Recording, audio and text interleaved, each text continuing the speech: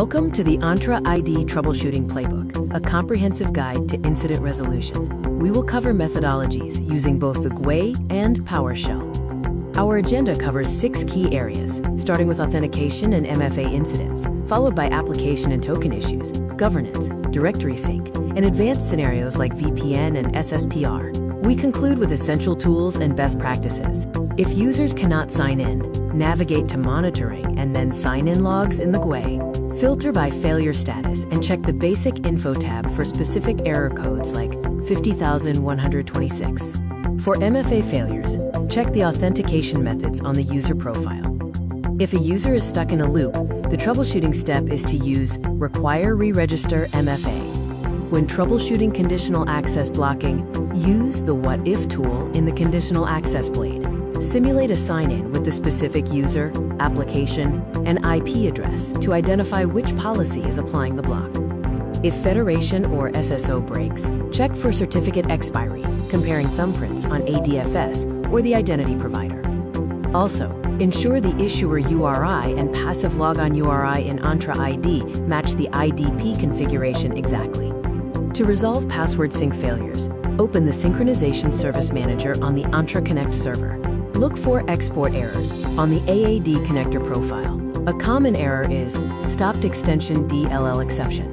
For provisioning issues, check the provisioning logs under Enterprise Applications. Look for a quarantine status and verify that your attribute mapping, such as UPN versus email, is correct. In app registration configuration, always verify that the redirect URIs precisely match the app code. Additionally, check certificates and secrets to confirm that client secrets have not expired.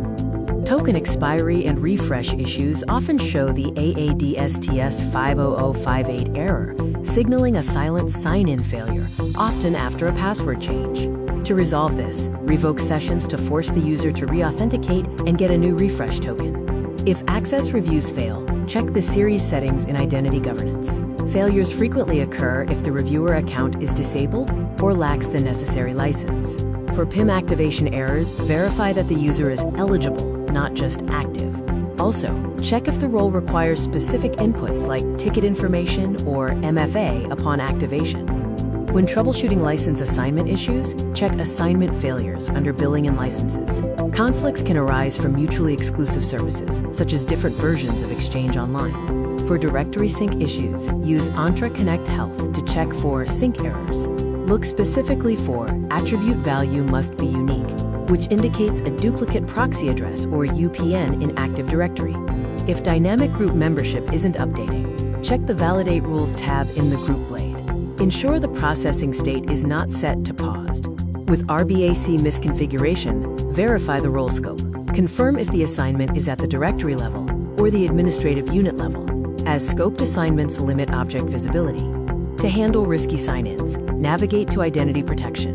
Review the risk detail, such as unfamiliar properties, and ensure you dismiss or confirm the risk to clear the flag. If users are not prompted for MFA registration, check the MFA registration policy under Identity Protection to ensure it is enforced and the user is included. Also, check if the user is signing in from a trusted location. For hybrid joint issues, run dsregcmd/status on the affected device using command prompt as administrator.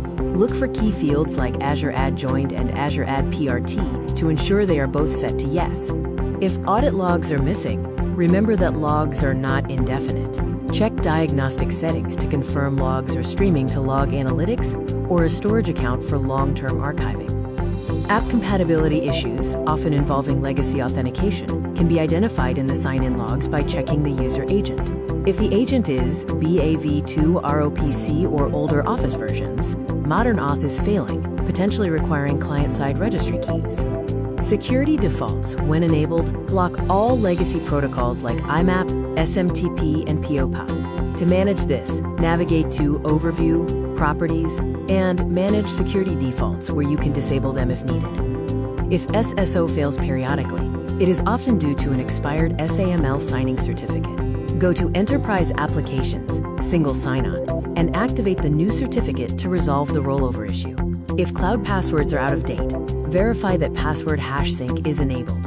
Open the Entra Connect wizard and ensure password hash synchronization is checked under Customize Synchronization options. When conditional access blocks VPN users, the VPN's public IP addresses must be added to named locations and marked as trusted. This location should then be explicitly excluded in your conditional access policy.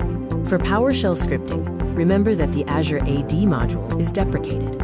You must use the Microsoft Graph PowerShell SDK for current commands and management. The Graph Explorer is a powerful tool for direct API access when the GUI is limited or PowerShell commands are overly complex.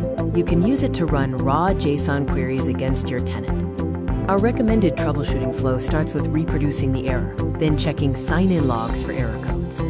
Next, check conditional access and MFA policies, and finally, look at backend health, including DIRSync, PIAM, and licensing status. In terms of best practices, proactively enable diagnostic settings to archive logs and regularly review Entra Connect health. For security, disable legacy authentication, enforce MFA for all administrators, and use PIAM for just-in-time access. This concludes our video. Thank you for viewing.